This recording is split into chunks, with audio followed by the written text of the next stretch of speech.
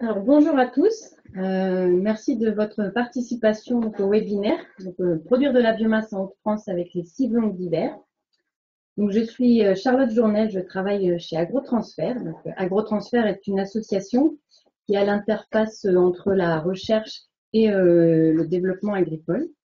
Donc, on conduit des projets d'innovation opérationnelle, donc en adaptant les résultats de la recherche au contexte local de production des Hauts-de-France et en veillant au transfert de ces innovations au sein des démarches de conseil. Donc, juste avant de démarrer les présentations, un petit point de fonctionnement du webinaire. Donc, seuls les intervenants ont la parole. En tant que participant, vous pouvez communiquer, mais uniquement par écrit.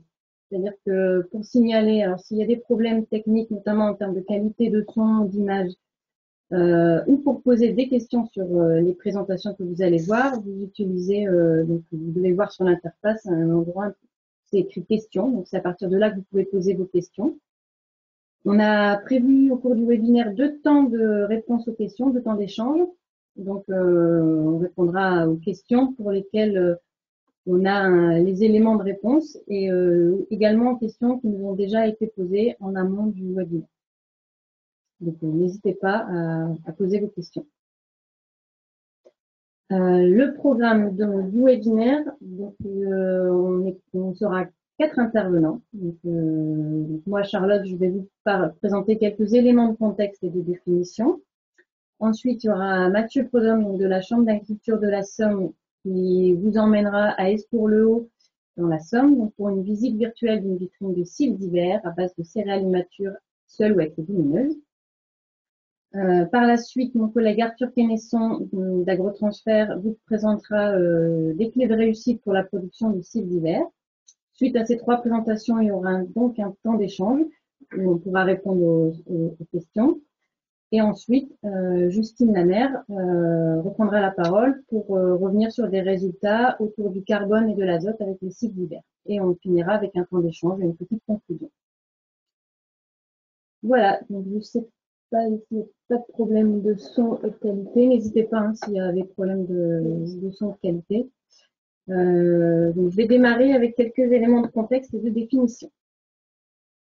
Donc, l'ensemble des résultats qui vous sont proposés, qui vont vous être montrés dans ce webinaire sont issus d'un projet multipartenarial qui est conduit par AgroTransfert Ressources et Territoires sur une durée de 5 ans et qui se termine donc cette année en 2020.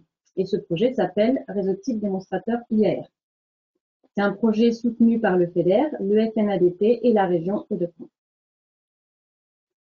Donc, l'un des objectifs du projet est d'apporter des solutions aux agriculteurs des Hauts-de-France pour produire durablement des ressources, à la fois à des fins alimentaires et non alimentaires, et tout en préservant les performances des agrosystèmes. Donc, pour répondre à cet objectif, nous sommes majoritairement focalisés sur la conception et l'évaluation de systèmes de culture avec différents gradients de production de biomasse.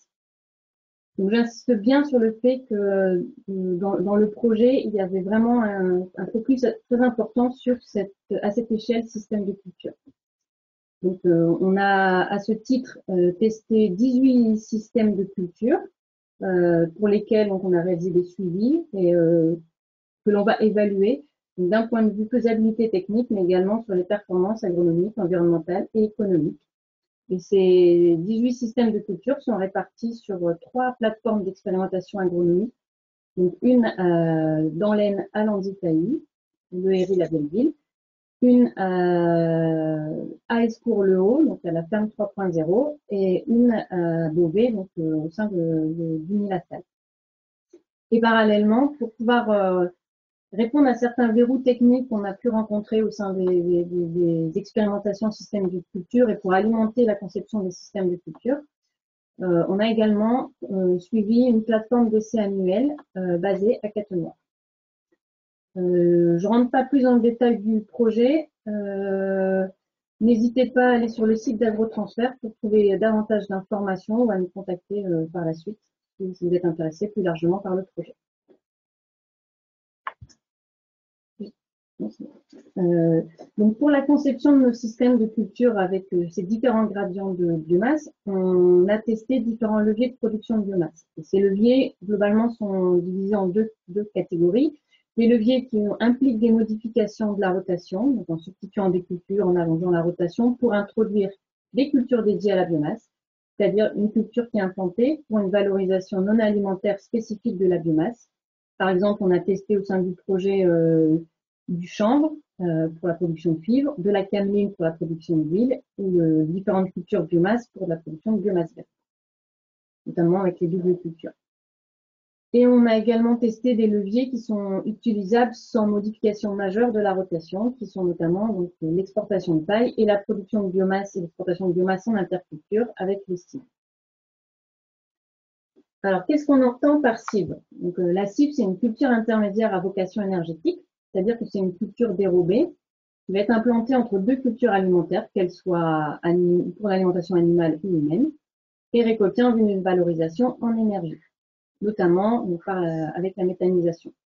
Et on peut également utiliser ces cives en cas de besoin en alimentation animale. Donc, ce qu'on va chercher à faire avec les cives, c'est de profiter finalement de la période disponible entre deux cultures principales pour produire un maximum de biomasse, sans trop impacter les cultures alimentaires, qu'elles soient avant ou après la cive, afin de maintenir la vocation première de production alimentaire des systèmes. Et tout ça en limitant les impacts sur l'environnement et en essayant de minimiser le coût de production, donc notamment à partir d'un itinéraire technique simplifié, en limitant, en réduisant l'utilisation d'intrants. On a distingué trois types de cives, donc ce qu'on appelle les cives d'été ou cives courtes, les cives d'hiver ou les cives longues, et la cive longue à deux récoltes. Donc, je vais vous détailler un peu plus chacune de ces cives. Donc la cive d'été ou encore appelée cive courte. C'est une cive qui est semée en été et récoltée à l'automne, donc sur un cycle très court de 90 à 120 jours. Et pour cette production de cive, on va utiliser principalement des espèces à cycle très court, comme le sorgho, la facélie, l'avoine, le radis. Et l'intérêt, c'est que leur cycle très court limite l'impact sur les cultures suivantes. Au sein du projet Réseau de cives démonstrateurs IR, on a testé ces cives courtes entre deux cultures, dans différentes rotations. Donc, par exemple, entre le colza et l'orge de printemps, entre l'escourgeon et la betterave, ou encore entre le pois de conserve et le blé. Il y a également la cive d'hiver ou la cive longue. Donc là, c'est une cive qui va être semée en automne et récoltée au printemps. Donc on est sur un cycle plus long, de 200 à 220 jours. Et les espèces utilisées sont majoritairement des céréales immatures, qu'elles soient seules ou en mélange avec des légumineuses. Donc on entend par céréales immatures une culture de céréales, donc un blé, un triticale, un seigle, seules ou en mélange, qui vont donc être semées à l'automne et récoltées au printemps, donc avant maturité en verre, pour extraire un maximum de biomasse. Et on a également les cives à deux récoltes. Donc, ce sont des cives dont la composition permet de combiner les deux modes de récolte. C'est-à-dire qu'on va faire un semis en été avec une première récolte à l'automne. Et après repousse, on va pouvoir réaliser une deuxième récolte au printemps. Et on a notamment, dans ce cadre-là, testé des mélanges comme le raigle et le trait. Le raigra et le trait. Et donc, le positionnement des cives longues dans le projet, par exemple, on les a testés pour les cives d'hiver entre colza et sorgho et entre betterave, maïs. Et pour les cives longues à deux récoltes, elles peuvent être positionnées entre escourgeon, maïs, entre blé et pommes de terre, par exemple. En sachant que finalement, on peut tester, combiner un peu les cives longues à deux récoltes et les cives d'hiver entre ces différentes rotations. Pour petite précision, la cive d'hiver a été étudiée notamment dans le cadre de ce qu'on appelle la double culture dédiée à la biomasse. C'est-à-dire qu'on a fait un focus sur une succession de deux cultures pour une production de biomasse. Donc, c'était une céréale immature suivie d'un maïs ou d'un sorgho. Et l'idée étant de maximiser la production de biomasse à la fois sur cette première culture de céréales immatures et à la fois sur la deuxième culture de maïs et de sorgho. Et pour pouvoir répondre à cette question de maximiser la biomasse sur les deux cultures, on a notamment focalisé un certain nombre d'essais annuels sur le choix des espèces en première culture, donc sur la cive longue, et également sur le choix de la date de récolte pour concilier à la fois un maximum de biomasse sur la cible d'hiver et également un maximum de biomasse sur le maïs et sorgho. Donc, essayer de positionner la date un peu optimale pour optimiser ces deux cultures.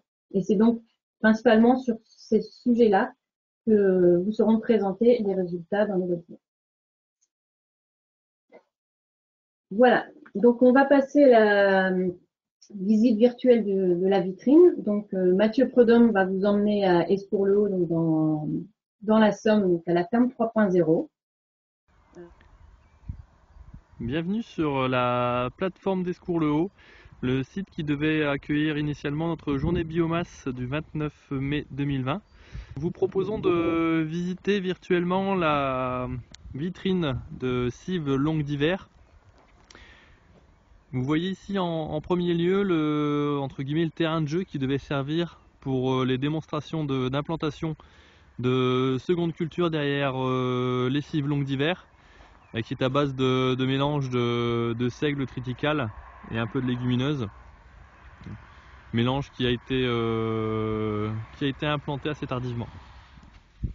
Nous voici ici devant la vitrine de cives longues d'hiver qui avait été pensée pour être semée plutôt à des dates un peu plus tardives que d'habitude, aux alentours de la fin du mois d'octobre, tout début du mois de novembre. Ceci afin d'avoir un stade optimal on va dire de récolte pour la visite du 29 mai.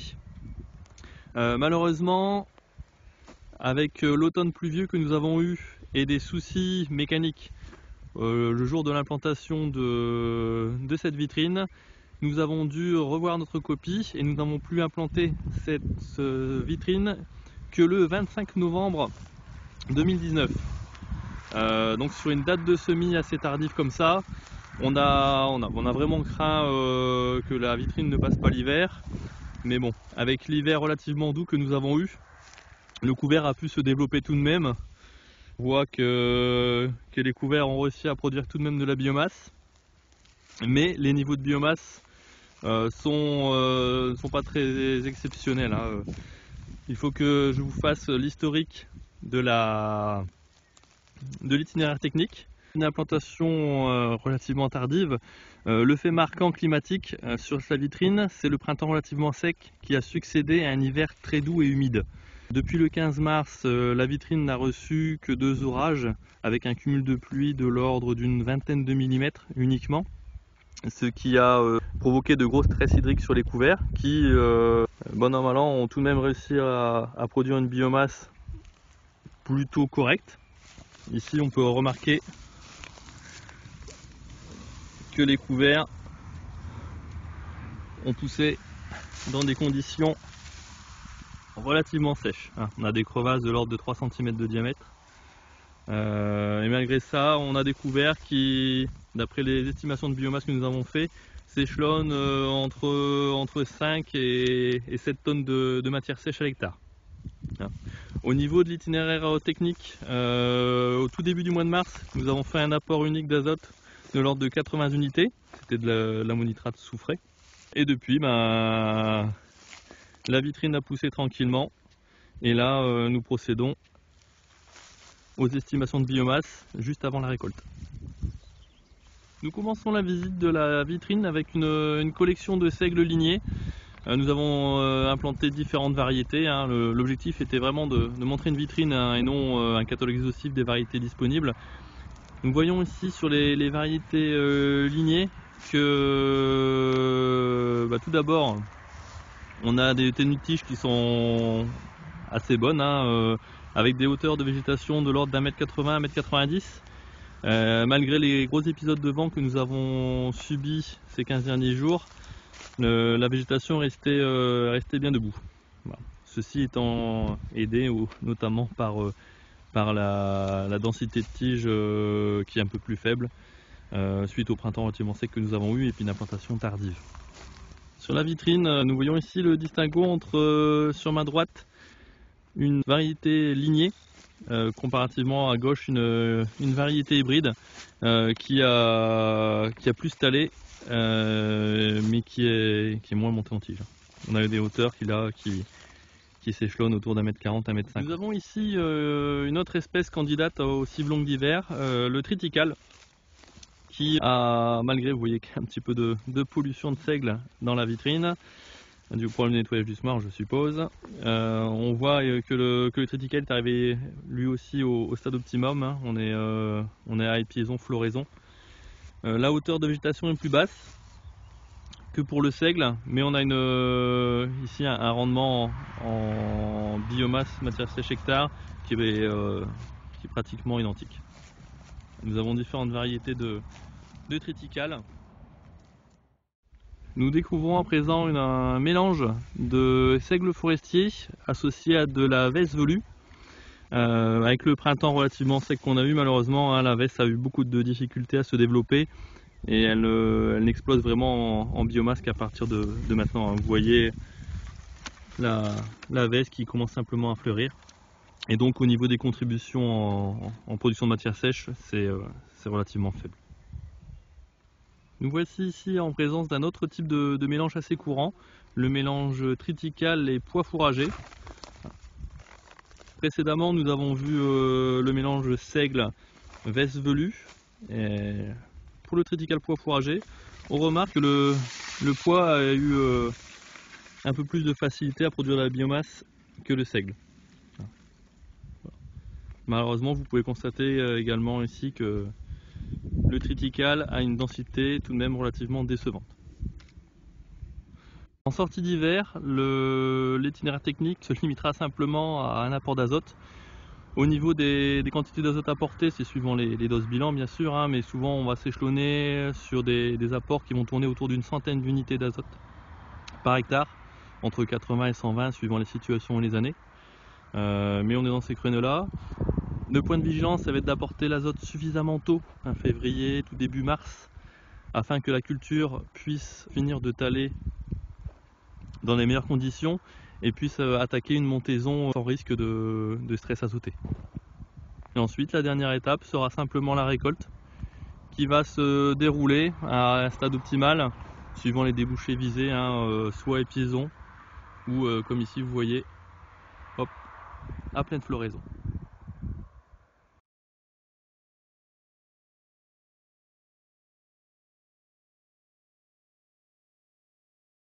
La présentation d'Arthur Quinesson sur les clés de réussite pour la production de cives d'hiver. Bonjour à tous. Donc, dans le cadre de cette présentation, nous allons voir les clés de réussite de production des cives d'hiver dans le cadre de la double culture dédiée à la biomasse, afin d'exporter un maximum de biomasse et de méthane.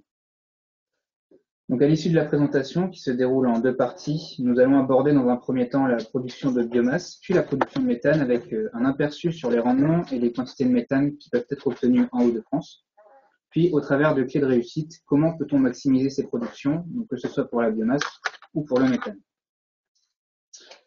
Donc, pour resituer le contexte dans lequel les résultats qui seront présentés ont été obtenus, donc il y a eu 48 parcelles, dont 22 en essai pluriannuel et 26 en essai annuel, sur 5 localisations différentes, donc 2 dans l'Oise à Catenois et à Beauvais, une dans la Somme à Iseux-pour-le-Haut, et 2 dans l'Aisne à Ulléry-la-Vieille-Île et Monceau-sur-Oise, sur 4 années de récolte, donc de 2016 à 2019. Tous les résultats de rendement qui seront présentés sont en tonnes de matière sèche, ce qui permettra de faire le lien avec la production de méthane. Donc avec ce premier graphique qui représente tous les rendements obtenus, sans distinction des espèces, des dates de récolte, des localisations et des années, et qui peuvent être obtenus en Hauts-de-France, on remarque que ces rendements sont très variables, puisque la productivité des cives d'hiver peut aller de 1,5 tonne de matière sèche par hectare jusqu'à pratiquement 15 tonnes de matière sèche par hectare. Donc, afin d'en tirer des clés de réussite pour maximiser cette productivité, il faut dans un premier temps comprendre ce qui explique cette variabilité. Donc, ce que l'on sait, c'est que la croissance et le développement d'une culture est directement influencé par l'accumulation de température et de rayonnement. La température influence la croissance des végétaux, tandis que le rayonnement va plutôt influencer le gain en poids sec. Donc, on a donc regardé l'évolution de ces rendements en fonction de ces deux facteurs. Donc, ici, la température et ici, le rayonnement. Dans un premier temps, ça permet d'observer que les rendements augmentent avec l'accumulation de température et de rayonnement. Or, ces conditions ne peuvent être contrôlées. C'est pourquoi nous pouvons jouer sur la durée du cycle cultural, soit par la date de semis ou soit par la date de récolte. On constate également que pour un même cumul de température et de rayonnement donné, il y a de fortes variabilités, montrant qu'il y a d'autres facteurs qui influencent fortement le rendement. Donc, dans un premier temps, nous allons regarder comment maximiser ce rendement en jouant sur la durée du cycle, ce qui permettra de jouer sur ces cumuls de température et de rayonnement au travers de la date de récolte.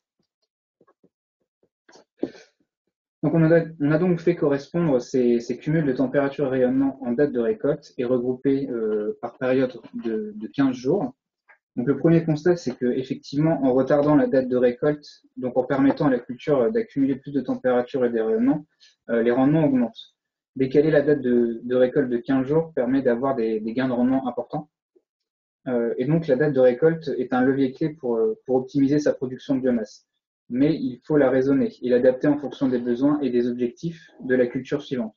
Donc, par exemple, en condition d'implantation d'une culture suivante plus orientée alimentaire, comme la pomme de terre, avec une implantation précoce, on viserait une récolte de la cive plutôt précoce fin avril, où on peut produire et exporter entre 2 et 4 tonnes de matière sèche par hectare. Tandis qu'en condition d'une seconde culture, avec une implantation pouvant être plus tardive, comme pour un maïs ou un sorgho, on peut viser une récolte au mois de mai, afin de produire et d'exporter entre 5 et 12 tonnes de matière sèche par hectare. Donc, dans le cadre d'une double culture dédiée à la biomasse, on s'est posé la question de savoir, je souhaite implanter une seconde culture biomasse après massive d'hiver. Donc, à quelle date de récolte, récolter massive? Donc, pour cela, des essais annuels ont été mis en place afin de regarder la productivité des cives d'hiver en conditions de double culture biomasse, avec plusieurs dates de récolte au mois de mai, ce que nous allons regarder maintenant. Donc, pour resituer le contexte, il y a eu 2 essais annuels sur 2 sites différents qui ont été réalisés en 2019 et menés en parallèle. Donc, un premier sur la plateforme d'essai de Catenois dans l'Oise et un second sur une parcelle d'essai à Monceau-sur-Oise dans l'Aisne. Donc, voici les itinéraires techniques simplifiés. Donc, avec sur l'essai, la plateforme de Catenois, un semis le 4 octobre 2018. Également 2 apports d'azote le 27 février et le 26 mars. Et sur cet essai, 3 dates de récolte, donc le 2 mai, le 13 mai et le 27 mai. Et sur la parcelle d'essai de Monceau-sur-Oise, un semis le 12 octobre 2018 avec 2 apports d'azote le 4 mars et le 29 mars. Et sur celui-ci, 2 dates de récolte, le 25 avril et le 15 mai. Donc sur ces 2 essais, les mêmes modalités ont été implantées, donc à savoir une modalité de blé, une modalité d'escourgeon, une modalité de triticale, 3 variétés de seigle, 6 modalités différentes de triticale associées à des légumineuses et 2 modalités différentes de seigle associées à des légumineuses. Donc en regardant les rendements sur ces 2 sites, on observe que, par exemple, sur Catenois, la productivité des cives d'hiver peut aller de 6 tonnes de matière sèche en moyenne début mai jusqu'à 12 tonnes de matière sèche en moyenne pour une récolte fin mai. Et pour Monceau-sur-Oise, 3 tonnes de matière sèche en moyenne fin avril et jusque 6 tonnes de matière sèche en moyenne mi-mai. Donc le premier constat, c'est que au mois de mai, en décalant le 15 jours la date de récolte, donc comme on peut voir ici avec les flèches, on peut avoir un gain moyen de 3 tonnes de matière sèche pour une période de récolte au mois de mai. On observe également qu'entre la première date de récolte sur Catenois, donc le 2 mai, et la seconde date de récolte sur Monceau-sur-Oise le 15 mai, on a des rendements équivalents, avec des cumuls de température et de rayonnement équivalents, mais à des dates de récolte différentes. Donc ici, 15 jours d'écart entre les deux. Mais on constate également que pour une date de récolte équivalente, donc le 13 mai sur Catenois et le 15 mai sur Monceau-sur-Oise, il y a des valeurs de rendement bien différentes car effectivement les conditions climatiques sont différentes, avec des accumulations de température et des rayonnements bien supérieurs et plus précoces sur la plateforme de Catenois. Donc ce qu'on peut retenir ici, c'est qu'en condition de double culture dédiée à la biomasse, une récolte mi-mai semble être un bon compromis entre la production de la cive et l'implantation de la seconde culture biomasse suivante sans trop la pénaliser. Également, on ne peut définir une date de récolte optimale identique dans tous les cas de figure. Il faut pouvoir adapter sa date de récolte aux conditions climatiques de son territoire et aussi aux besoins de la culture suivante. Donc maintenant, regardons ce qui peut expliquer cette variabilité des rendements pour un cumul de température et de rayonnement donné. Pardon. Donc toujours au travers des essais annuels, donc notamment avec le détail des espèces implantées sur ces deux essais, en regardant une date de récolte différente entre les deux sites, et comme vu précédemment avec des cumuls de température de rayonnement différents, nous obtenons le même gradient de production de biomasse des différentes espèces, donc à savoir les trois variétés de seigle, suivi du triticale, des mélanges de céréales associés à des légumineuses et de l'escourgeon, et enfin le blé. Donc, au niveau des seigles, ce sont des espèces plus précoces. Elles ont des besoins moindres en termes de cumul de température de rayonnement que d'autres espèces pour produire de la biomasse. De plus, le seigle présente des avantages agronomiques intéressants avec une rapidité d'implantation, une bonne rapidité d'implantation et une couverture du sol rapide, également une bonne reprise de végétation en sortie d'hiver. Et aussi, sa rusticité lui procure de bonnes résistances face aux maladies, aux ravageurs et aux virus. Mais cependant, il faut faire attention au choix de la variété du seigle, car certaines d'entre elles peuvent monter très haut, pratiquement 2 mètres, et par conséquent peut être sensibles à l'averse. Concernant les céréales associées aux légumineuses, donc du fait que c'est un mélange, la part de céréales est moindre comparée à un semis en pur. Donc, ce qui fait qu'en biomasse totale, elles sont plus faibles comparées au seigle, par exemple. Donc, de plus, les légumineuses sont un peu plus tardives et mettent plus de temps à exprimer leur potentiel. Donc on l'observe notamment sur la dernière date de récolte de Catenois, où le mélange seigle-poivès produit une biomasse totale équivalente comparée au seigle semé en pur. Donc ça, cet aspect, nous l'aborderons juste après. Concernant le triticale, donc c'est également une espèce intéressante car elle peut produire des quantités de biomasse très proches de ceux des seigles et possède également des avantages agronomiques intéressants, tout comme le seigle, notamment par sa rusticité. Et contrairement au seigle, le triticale est moins sensible à l'averse du fait de sa hauteur de végétation plus faible. Nous avons après l'escourgeon, qui est une espèce moins précoce comparée au triticale et au seigle, mais il peut se montrer intéressant sur des récoltes tardives, comme donc sur des récoltes tardives. Donc cependant, il faut faire attention avec cette espèce, puisque comparée au seigle et au triticale, elle est plus sensible aux maladies et aux viroses, comme la jaunisse, et qui, en cas de forte infestation, peut provoquer des baisses de productivité. Et quant au blé, il est également plus tardif que le triticale ou le seigle. Il a des besoins plus importants, mais peut produire une bonne quantité de biomasse en récolte tardive.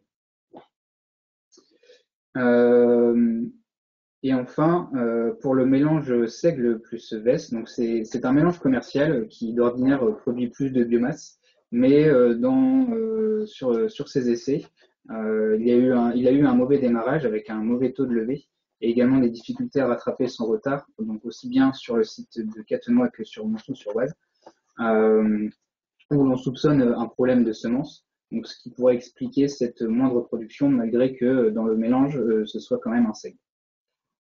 Donc, ce qu'il faut retenir ici, c'est que pour chaque date de récolte, pour chaque localisation et pour des cumuls de température et de rayonnement différents, l'espèce produisant le plus de biomasse reste le seigle. Donc, précédemment, j'ai abordé le fait que les légumineuses sont plus tardives, ont un développement plus lent. Donc, sur le site de Catenois, on a l'occasion d'observer des quantités de biomasse à une date de récolte plus tardive, donc ici le 27 mai. Et effectivement, entre la première date et la dernière date de récolte, on observe bien une nette augmentation de la part des légumineuses dans la biomasse totale. Et pour une récolte tardive, donc par exemple, ce que je disais juste avant, le seigle poivès, il permet de produire une quantité de biomasse pratiquement de 13 tonnes de matière sèche par hectare, ce qui est équivalent aux variétés de seigle importées en pur. Donc ici, ce qu'on peut retenir, c'est qu'on a une augmentation progressive de la biomasse des légumineuses, plus on retarde la date de récolte. Mais surtout, c'est que la part des légumineuses ne pénalise pas le rendement de la céréale. Et donc, si nous avons la possibilité d'une récolte tardive, l'association des céréales avec des légumineuses peut procurer d'autres intérêts.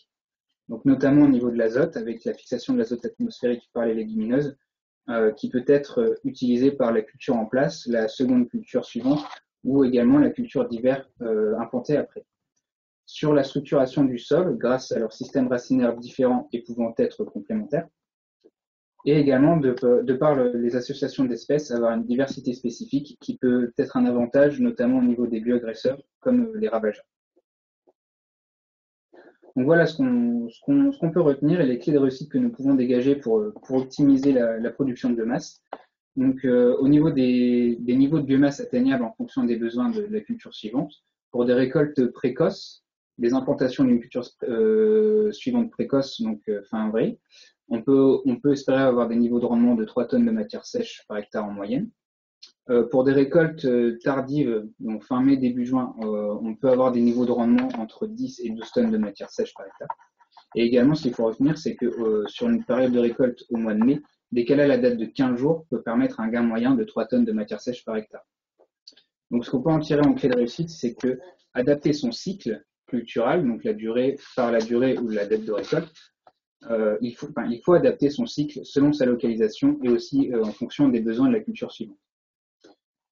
Concernant le choix des espèces, pour des récoltes tardives, fin mai, début juin, il peut y avoir un intérêt d'implanter des mélanges avec des légumineuses, mais pour toute condition climatique, sur ces périodes de récolte, c'est le seigle qui, seul ou en mélange, permet d'obtenir une meilleure production de biomasse. Et enfin, donc en double culture dédiée à la biomasse, une récolte mi-mai est un bon compromis pour optimiser la production de la première culture, avoir des rendements d'à peu près 8 tonnes de matière sèche par hectare, et la seconde culture biomasse, comme un maïs ou un sorgho, pouvant atteindre des rendements de 10 à 15 tonnes de matière sèche par hectare. Voilà pour la partie rendement. Maintenant, abordons la partie production de méthane. Donc, pour calculer la production de méthane d'une culture, donc, il suffit de multiplier son rendement, ici en matière sèche, par son potentiel méthanogène. Donc, avec ce premier graphique représentant les quantités de méthane produites et obtenues, donc toujours sans distinction d'espèces, de date de récolte, de localisation ou des années, et qui peuvent être obtenues en Haute-France, on remarque que cette production est également très variable, puisque ça peut aller de seulement 455 m3 de méthane par hectare jusqu'à 4200 m3 de méthane par hectare. Donc, afin d'en tirer des clés de réussite pour maximiser la production, on va expliquer cette variabilité et savoir comment optimiser cette production de méthane. Donc, on a vu précédemment, dans la partie précédente, la question des rendements. Donc, regardons maintenant pour le potentiel méthanogène. Donc, le potentiel méthanogène, qu'est-ce que c'est? Donc, c'est une mesure faite en laboratoire. Ça correspond à la biodégradation bactérienne anaérobique des végétaux, produisant du biogaz, dont le méthane. Et cette valeur de potentiel méthanogène dépend de la composition biochimique de la plante, donc qui peut varier selon le stade de récolte, l'espèce ou la variété. Donc, étant donné que le potentiel méthanogène peut varier avec l'espèce, regardons les différences entre les espèces sur les essais annuels. Donc, pour cela, on a pris l'exemple de la seconde date de récolte du 13 mai sur l'essai de Catenois, où les potentiels méthanogènes sont les plus élevés. Et en regardant le gradient des valeurs de potentiel méthanogène pour chaque espèce, pour un même stade de récolte, on constate qu'il y a très peu de différence entre les espèces pour un même stade. En effet, sur cette date, donc la valeur minimale de potentiel méthanogène obtenue de 305 litres de méthane par kilo de matière sèche, obtenue avec le seigle turborine, est quand même assez proche de la valeur maximale obtenue par le blé de 355 litres de méthane par kilo de matière sèche. Donc, ce qu'il faut retenir ici, c'est qu'il y a très peu de différence entre les espèces pour un même stade de récolte et que le choix de l'espèce semble peu influencer cette valeur de potentiel méthanogène. Alors, selon la bibliographie, le potentiel méthanogène d'une espèce évolue selon son stade de récolte. Donc, il augmente jusqu'à une valeur optimale correspondant à un stade particulier selon l'espèce, puis décroît avec la maturité. Donc, par exemple, pour le blé électrical, le stade optimal pour la valeur de potentiel méthanogène serait le stade floraison, tandis que pour le seigle, ce serait plutôt le stade laiteux. Donc, en regardant les valeurs de potentiel sur nos essais en fonction du stade, sans distinguer les espèces, nous observons que les potentiels augmentent bien jusqu'à un stade optimal, donc ici le stade des piaisons, et décroît avec la maturité de la culture. Donc ce qu'il faut retenir, c'est que les potentiels méthanogènes évoluent bien avec le stade, et ils décroît avec la maturité des cultures, et donc que le stade de récolte semble être un facteur important pour optimiser ce potentiel méthanogène. Donc pour cela, on va regarder également sur les essais annuels avec les mêmes espèces, quelles sont ces valeurs de potentiel méthanogène en fonction des stades. Donc avec ce graphique, on observe bien que les potentiels méthanogènes évoluent avec le stade et qu'il semble bien y avoir un effet du stade sur les valeurs de potentiel méthanogène, avec un pic autour du stade épiaison, puis une décroissance du potentiel avec la maturité des cultures. Cependant, en comparant les deux sites, on voit qu'il y a des écarts de potentiel pour un même stade de récolte encadré en orange. Donc on peut en déduire qu'il y a d'autres facteurs qui influencent ces potentiels. On peut citer par exemple les conditions climatiques comme un stress hydrique plus ou moins long qui peut avoir un impact différent sur la culture et modifier sa composition biochimique qui pourrait influencer la valeur de potentiel méthanogène. Mais cette valeur de potentiel méthanogène reste difficile à expliquer et cette valeur de potentiel méthanogène reste difficile également à maîtriser. Donc, ce qu'on peut retenir ici, c'est que le stade de récolte semble être un facteur important pour pouvoir maximiser le potentiel méthanogène, et donc que d'autres facteurs l'influencent. Et étant donné qu'il y a très peu de différence entre les espèces, comment expliquer la variabilité de la production de méthane qu'on a vu précédemment et la maximiser, sachant que ce potentiel méthanogène est peu variable et semble difficile à maîtriser.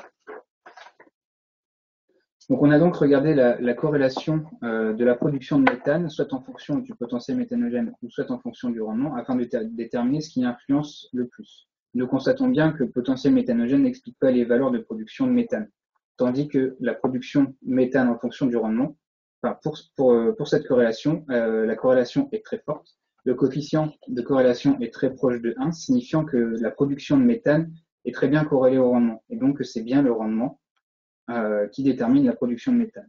Donc ce qu'il faut retenir, c'est que c'est bien le rendement qui détermine la production de méthane et que pour maximiser sa production de méthane à l'hectare, il faut davantage se concentrer sur la maximisation du rendement. Donc voilà un peu les clés de réussite et ce qu'il faut retenir pour pouvoir optimiser sa production de méthane. Donc tout d'abord à retenir, c'est que le stade de récolte semble être un facteur important pour optimiser les valeurs de potentiel méthanogène, tandis que les espèces montrent peu de différence entre elles et influencent peu ces valeurs.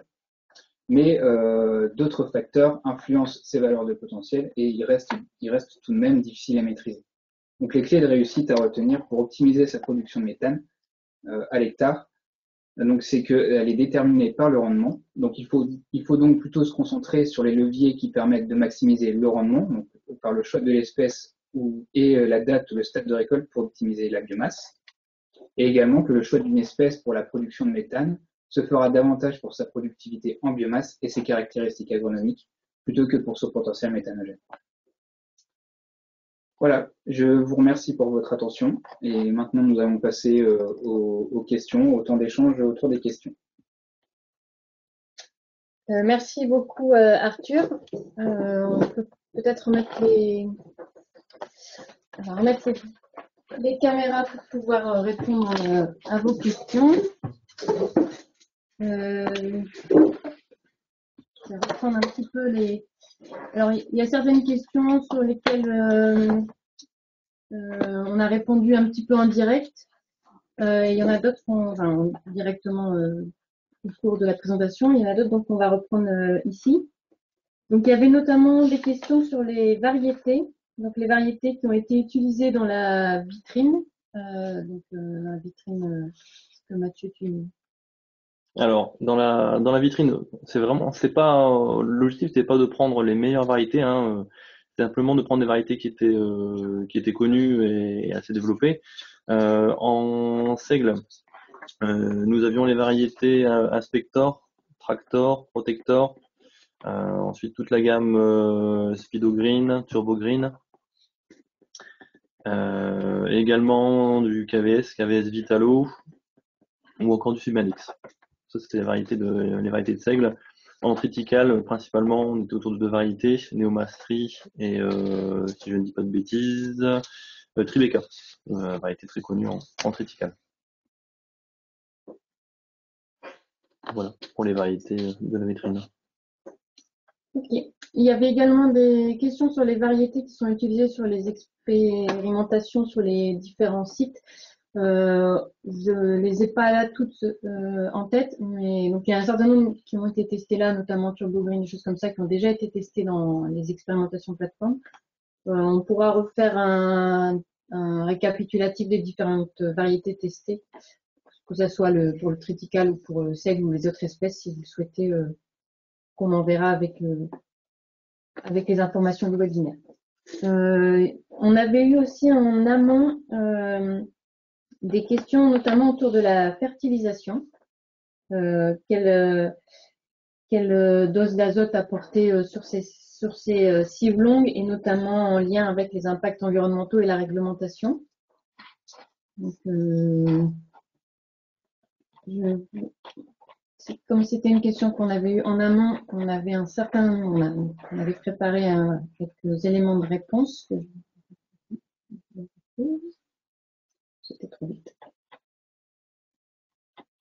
C'était trop vite parce que c'était de l'autre côté. Il fallait que je prenne mes réponses.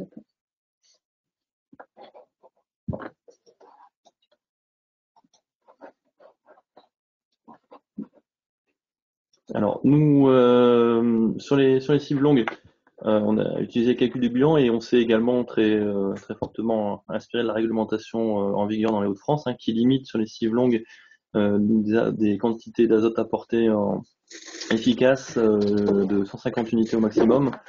Et tout au long de la campagne sur notre plateforme, on a eu des apports qui se sont échelonnés suivant les années, suivant les reliquats mesurés en sortie d'hiver, entre 80 et 130 unités d'azote. Sur des essais annuels, il y a eu des petits comparatifs en montant sur des quantités d'azote supérieures à 150 unités, mais qui n'ont pas apporté de gains spécifiques par rapport à la production de biomasse de la cible longue. Au niveau des quantités d'azote apportées, bien évidemment, on est sur les apports en tout début de printemps, en sortie d'hiver, afin de ne pas pénaliser la cible sur sa montaison. Et en cas de gros accident climatique, l'azote qui ne serait pas absorbé par la cible longue le sera par la culture principale qui va suivre, ou éventuellement la dérober à production de biomasse telle que nous avions dans les plateformes, c'est-à-dire les maïs ou les sorgho.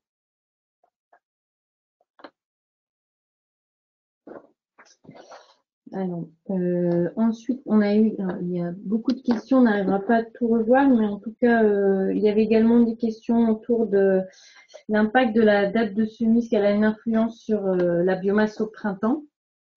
C'est pas un sujet on n'a pas testé différentes dates de semis, mais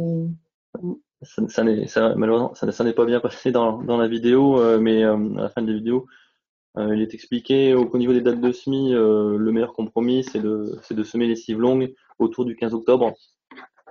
Même si, notamment les seigles, nous pouvons les semer dès la toute fin septembre. On remarque qu'à ces dates-ci, dans les parcelles où on a des problèmes d'enherbement, notamment de vulpin très gras, on se retrouve avec des seigles qui rentrent en compétition avec ces adventices-là, et ça pose bien évidemment problème. Alors qu'en décalant la date de semis d'une quinzaine de jours, ça limite déjà la pression d'adventice et on a des niveaux de production tout à fait convenables. Nous, on a constaté qu'il ne fallait pas dépasser une implantation de fin octobre, puisqu'au-delà, le cycle végétatif d'automne est très raccourci, ce qui va limiter le talage de la cive longue. Et en cas de printemps, début de printemps assez sec, le talage va se retrouver limité et une montaison et du coup une cible qui va monter avec un nombre de tiges limité, qui sera bien évidemment préjudiciable au rendement. C'est exactement ce qu'on a eu nous cette année sur la vitrine, avec comme je le disais dans la vidéo, une implantation du coup extrêmement tardive à la fin du mois de novembre. Donc même si l'hiver avait été très humide et très pluvieux, malheureusement à partir de la mi-mars, un changement de temps radical avec un printemps très sec a limité notre talage, et c'est pour ça qu'on se retrouve avec des niveaux de biomasse qui sont tout de même amputés de 30-40%. Donc pour résumer, créneau date de semis du 15 au 30 octobre. On a eu également un certain nombre de questions autour un peu de l'itinéraire technique, notamment quelle préparation de sol avant l'implantation, est-ce qu'il faut utiliser des herbicides pendant la cible? Alors l'idée, elle est tout de même de limiter au maximum les charges en intrants sur les cibles. C'est pour ça que je disais de ne pas semer trop tôt, notamment dans les parcelles où on a des problèmes d'enherbement.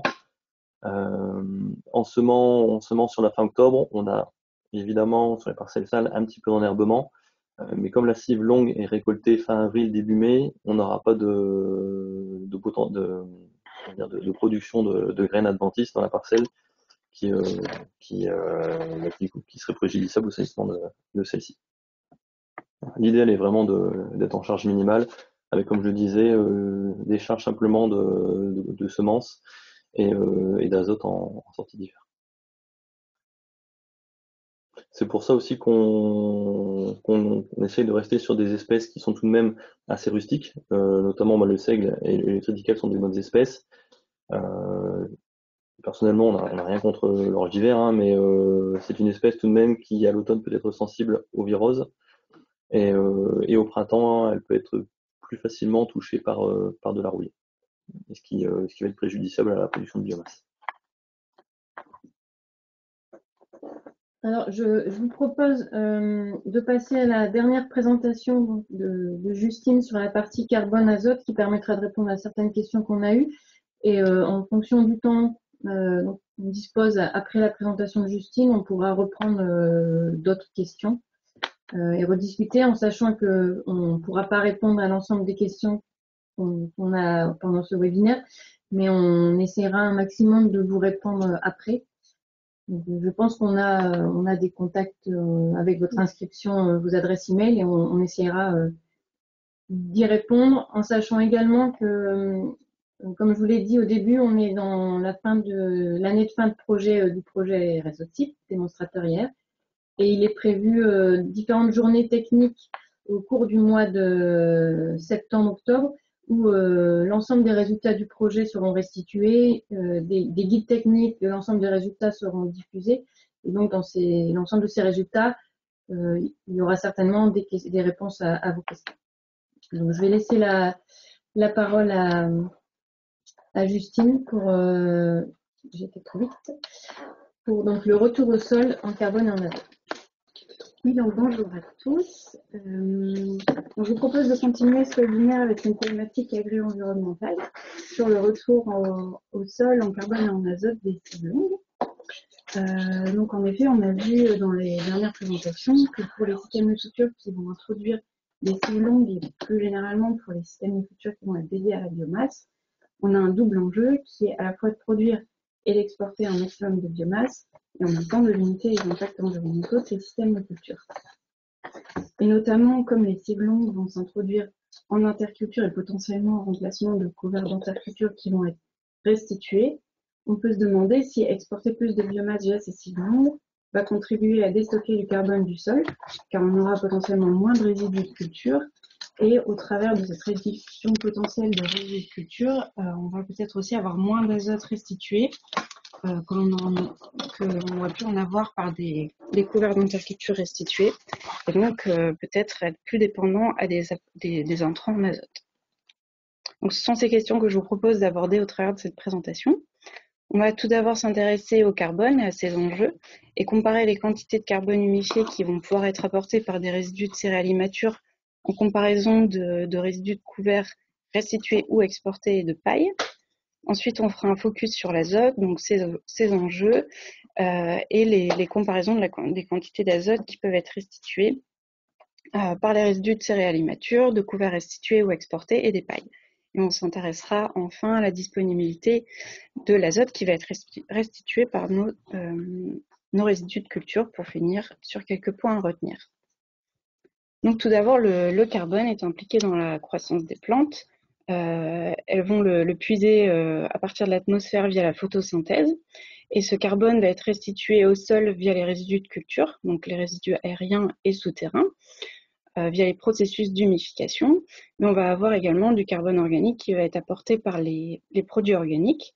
Donc toutes ces sources de carbone humifié constituent les entrées de carbone dans le sol, Et le carbone du sol, sous forme de carbone organique, subit également les processus de minéralisation qui vont être influencés par le climat, le type de sol et le travail du sol. Et donc ces sorties vont être contrebalancées aux entrées. Et donc le principe du bilan humique nous montre que si on veut augmenter le stock de carbone, il va falloir que nos entrées soient supérieures à nos sorties. Augmenter le stock de carbone du sol va nous permettre de compenser des émissions de CO2, qui est un gaz à effet de serre, donc ça va être important dans la lutte contre le changement climatique, et ça va permettre également de favoriser l'augmentation du taux de matière organique des sols, ce qui va être important dans l'amélioration de la fertilité des sols.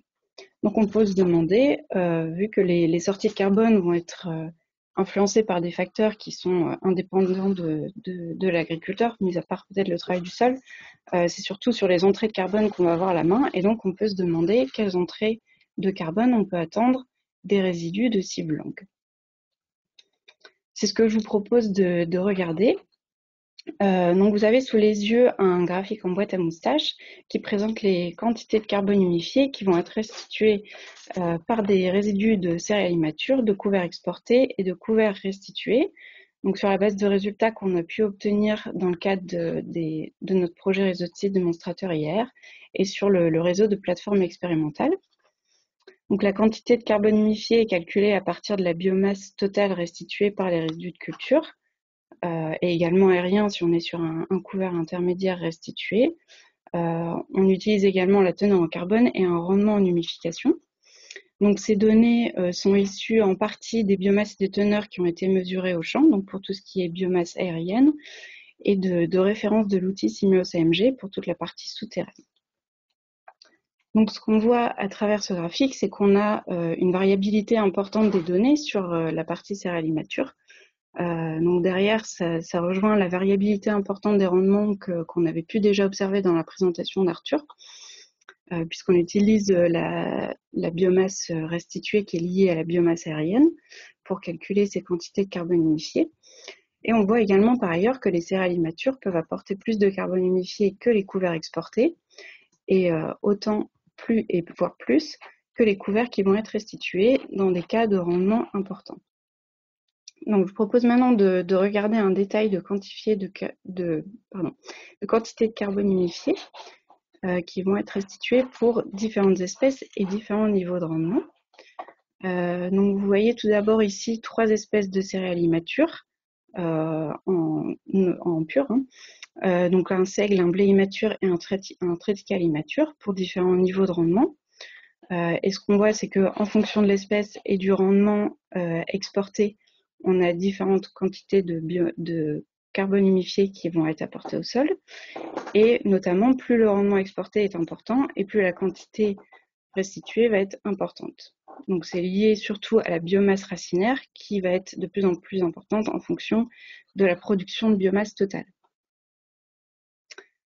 Si on s'intéresse maintenant aux couverts, donc ici avec 2 exemples, un couvert de colza et un couvert d'avoine, qui sont présentés soit sous la forme exportée, soit sous la forme totalement restituée. On voit que les couverts qui sont exportés vont restituer beaucoup moins de carbone humifié que les résidus de céréales immatures, tandis que les couverts restitués vont avoir des niveaux de restitution aussi élevés que les céréales immatures pour des niveaux de production de biomasse importants. Et on peut donc en conclure que si le choix se présente, il vaut mieux exporter une céréale immature qu'un couvert bien développé.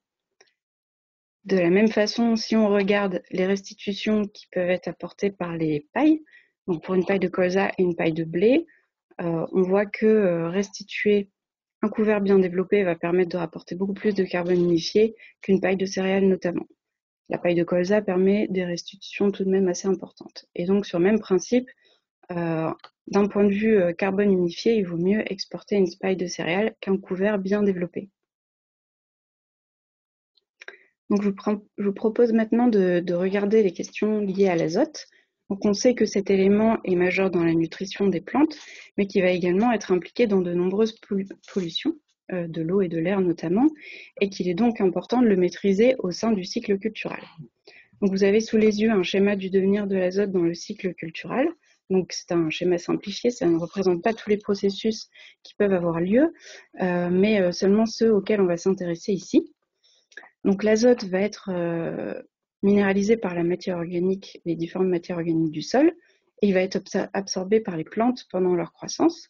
Et au moment de la récolte, une partie de cet azote va être exportée via la biomasse exportée, et une partie va être restituée au sol via les résidus de culture, donc aériens et souterrains.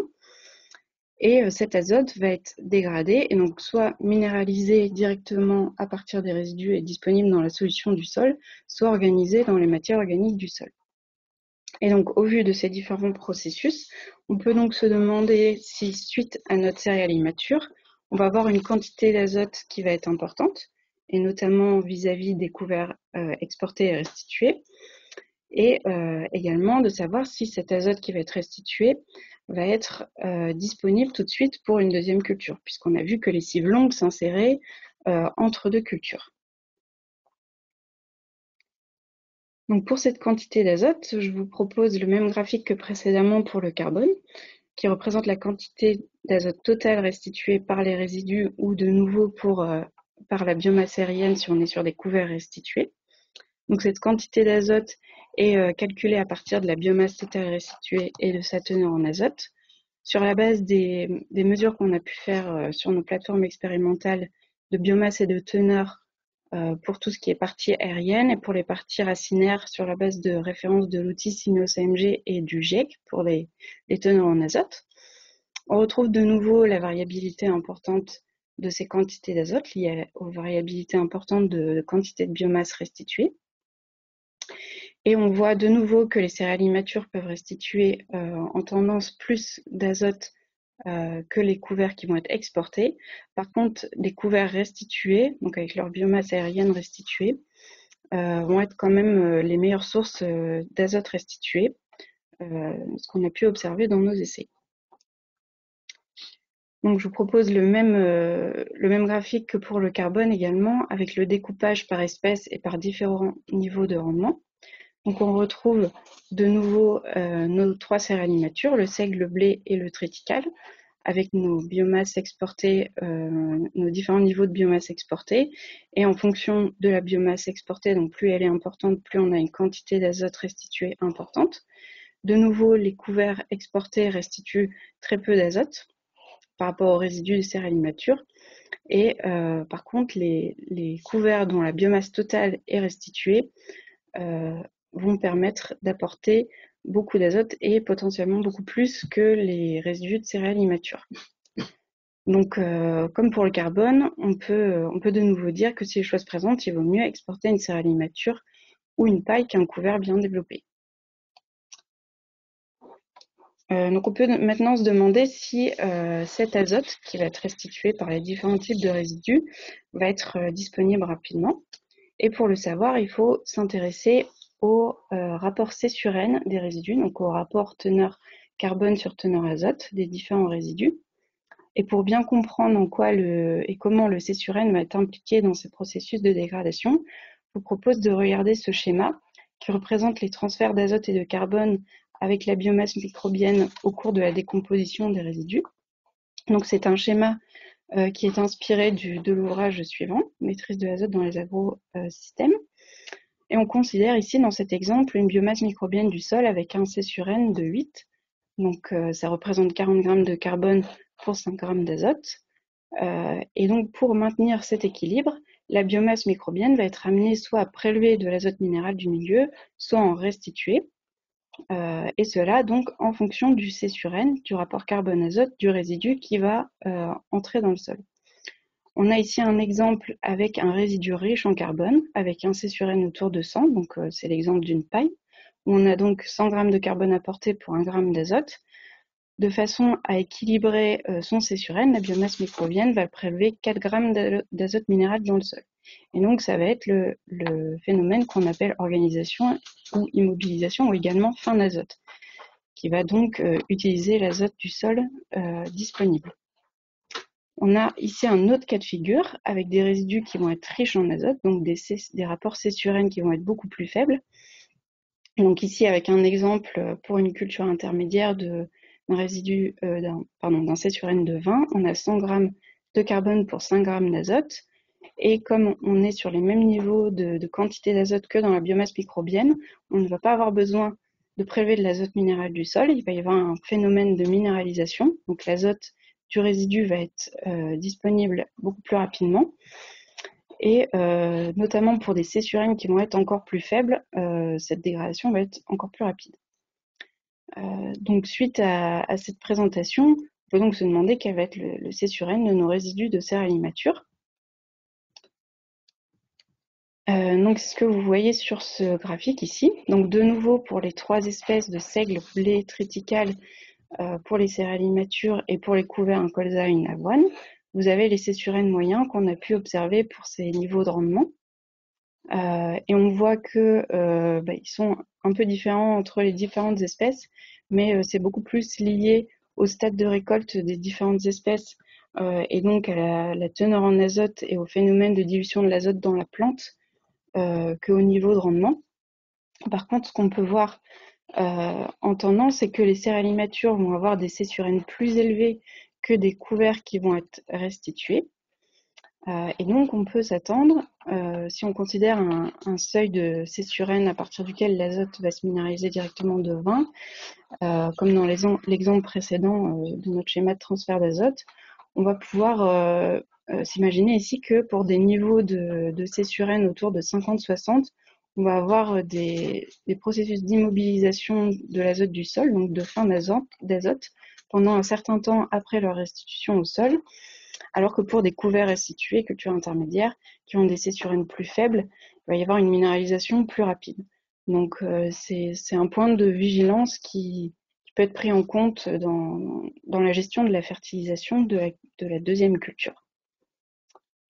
Donc voilà pour cette partie. Ce que je vous propose de retenir, c'est que les céréales immatures vont permettre de restituer du carbone et de l'azote au sol, et qu'elles peuvent ainsi contribuer à la fertilité des sols et à la séquestration du carbone.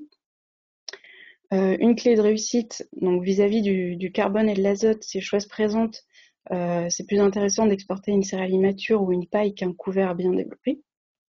Mais à noter également que les couverts d'interculture, qu'ils soient restitués ou exportés, sur des couverts automnales, il y a d'autres avantages agronomiques ou environnementaux à ne pas oublier, tels que le piégeage de l'azote avant la période hivernale, et que ça reste intéressant de faire des couverts pour ces questions-là, également des couverts exportés.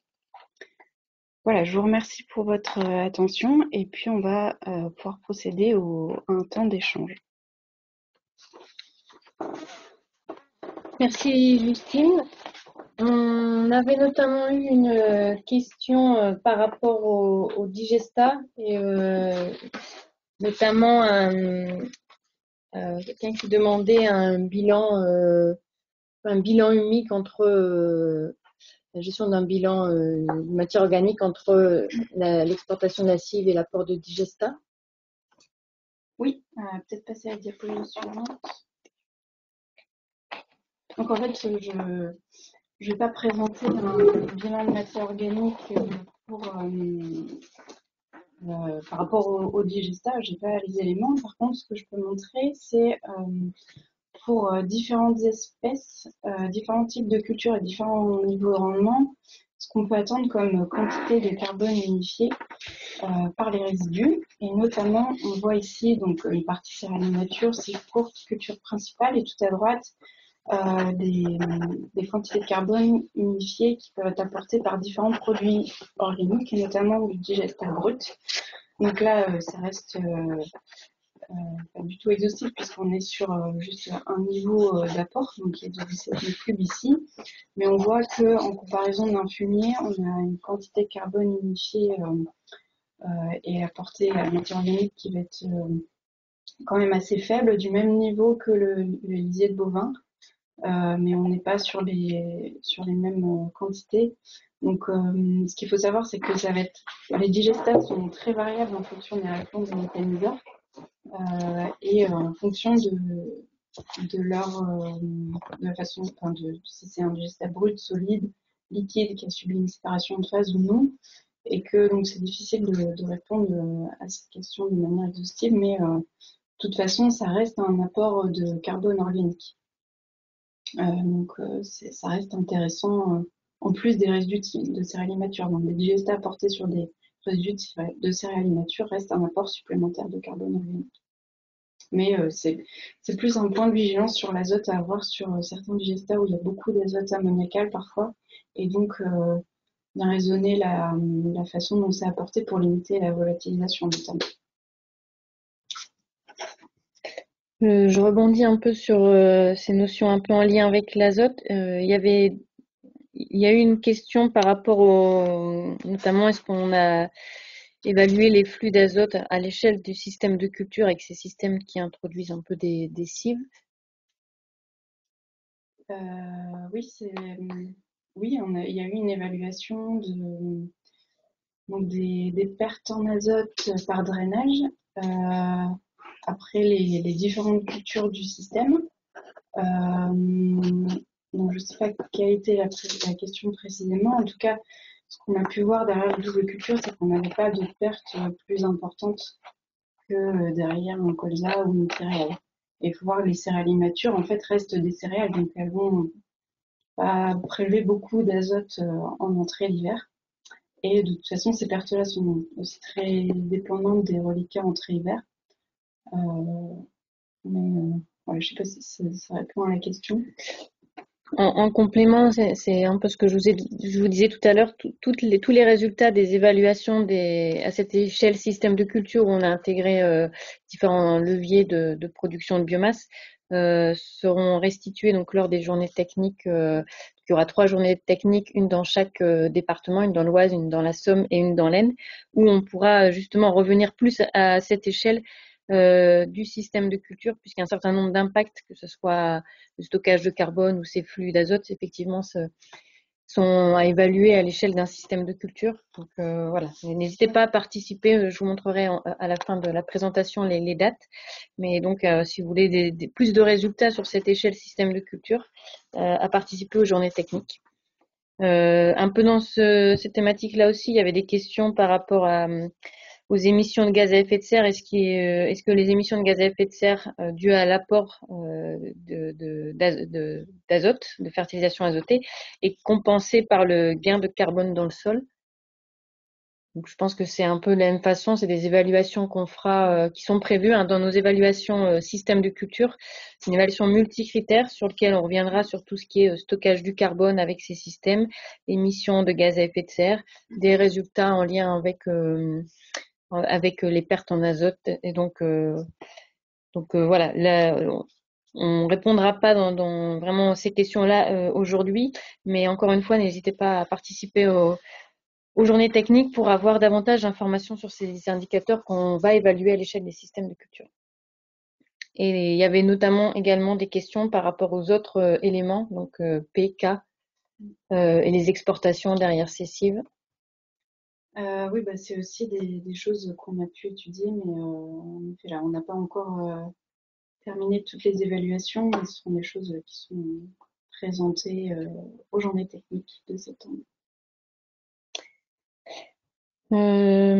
Juste alors, pour compléter par rapport à ce que je disais, effectivement, je viens de voir une question. En fait, le projet réseau de sites démonstrateur IR a démarré en 2015 avant la réunion, la fusion des régions. Et donc, le projet était un projet à la base Picard, soutenu par la région Picardie. Et donc, avec des réseaux, avec les sites étaient de ce fait localisés uniquement en Picardie. Et donc, on n'a pas fait les mêmes expérimentations dans les départements du Nord-Pas-de-Calais. On avait reçu également une question. Alors, c'était toujours un peu en termes d'impact, mais plus en lien avec le carbone et l'azote. C'était par rapport à l'eau, avec quel est l'impact potentiel sur la culture suivante derrière ces cives longues. Donc, je vais vous remettre quelques éléments de réponse qu'on avait pu regarder. Alors oui, l'impact de la première culture en double culture sur la culture suivante, donc, en fait, elle est très variable selon les années. Ça dépend essentiellement de la recharge hydrique hivernale de la réserve du sol et aussi de la pluviométrie au printemps. Donc si on n'a pas une bonne recharge en hiver et puis on cumule avec un peu une sécheresse au printemps, forcément l'impact sur la culture suivante sera assez fort puisqu'elle démarrera avec une réserve utile du sol très faible. On peut le voir notamment sur ce graphique. Par exemple, en 2017, donc les points représentés en vert, sur toutes les plateformes, on a un niveau de remplissage après récolte de la cible qui est inférieur à 40%, puisque on a une année très atypique avec un hiver vraiment peu humide et puis une sécheresse au printemps. Donc au-delà des années, ça dépend aussi des plateformes. Du coup, en fonction du type de sol et la date de récolte, puisque en prenant l'exemple de l'année 2019, sur certaines plateformes, on aura une bonne recharge de la réserve après la récolte de la cible. Mais sur un type de sol particulier ou si on a une date de récolte plus tardive, comme au mois de juin, bah forcément la culture va avoir besoin de davantage d'eau, il va puiser plus facilement cette réserve. Merci Arthur. Je regarde un peu les questions. Est-ce qu'il y a d'autres questions sur lesquelles on a les éléments de réponse? Il y a d'autres questions auxquelles on n'a pas répondu, mais pour lesquelles on n'a pas forcément les réponses là directement. Donc, je pense qu'on va pouvoir clôturer cette présentation en sachant encore une fois, on va reprendre après ce webinaire les questions, vraiment plus en détail les questions. Et on essaiera d'apporter des éléments de réponse. Ou alors, si ces éléments de réponse seront apportés dans le cadre des journées techniques, on vous le précisera également. Donc, par rapport à ce que je vous disais, hein, donc on est sur 2020, c'est la dernière année du projet réseau de sites démonstrateur IR, donc qui est un projet qui a duré 5 ans. C'est un projet sur lequel il y avait 2 volets, donc il y avait un volet vraiment en lien avec la conception de systèmes de culture biomasse pour apporter des solutions aux agriculteurs pour produire de la biomasse et évaluer la faisabilité technique, mais surtout également tout ce qui est en lien avec les impacts sur les performances. Il y avait également un volet qui était plus sur comment développer, comment favoriser le développement de filières de ce qu'on va appeler la bioéconomie en Hauts-de-France, et donc qui feront également l'objet d'une restitution. Donc dans la partie vraiment plus qui nous concerne là, sur la partie plus expérimentation agronomique, donc pour la fin du projet, il y aura des résultats techniques, économiques et environnementaux sur la production. Donc là, on s'est focalisé sur les cives longues, les céréales immatures, mais on apportera des résultats également sur la partie cives d'été, sur les cives longues à 2 récoltes et sur le choix et l'impact d'une succession de 2 cultures biomasse, donc une céréale immature et un maïs, un sorgho, puisqu'on a regardé également les différentes espèces et variétés de maïs et sorgho dans le cadre de cette double culture. Et on reviendra également sur tout ce qui va être un peu seuil de rentabilité pour ces différentes cives.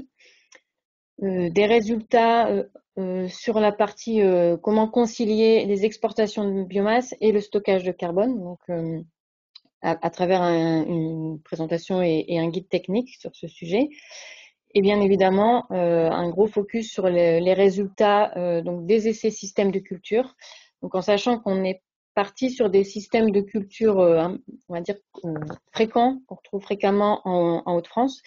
Et sur chacun de ces systèmes, on a décliné les systèmes selon différents gradients de production de biomasse. Donc à chaque fois, on est parti d'un système témoin sur lequel on a conçu des scénarios des nouveaux scénarios de systèmes de culture avec de la production de biomasse. Donc on a des systèmes de base céréaliers, betteraviers et des systèmes fourragers dans lesquels on a donc décliné en différents scénarios de production de biomasse. Et donc, comme je vous disais tout à l'heure, il y a 18 systèmes qui sont testés dans l'intégralité du projet, ce qui correspond à peu près à 76 parcelles qui ont été suivies tous les ans avec des suivis de tours de plaine, l'accumulation de toutes les données en lien avec la météo, avec des reliquats, des teneurs en azote, des teneurs en PK, pour estimer tout ce qui est exportation, des estimations de l'évolution du stock de carbone. Donc voilà, un très gros jeu de données qu'on est en train d'analyser et on pourra donc faire un retour sur les effets, sur les performances et sur donc une évaluation multicritère donc dans ces systèmes de culture et un retour sur la faisabilité technique des leviers de production, les niveaux de production de biomasse qu'on peut atteindre dans ces différents types de systèmes et donc, comme je disais, l'impact sur les performances agronomiques, environnementales, économiques. Donc, voilà. Donc, l'ensemble de ces résultats, comme je vous disais, seront présentés donc, lors de journées techniques.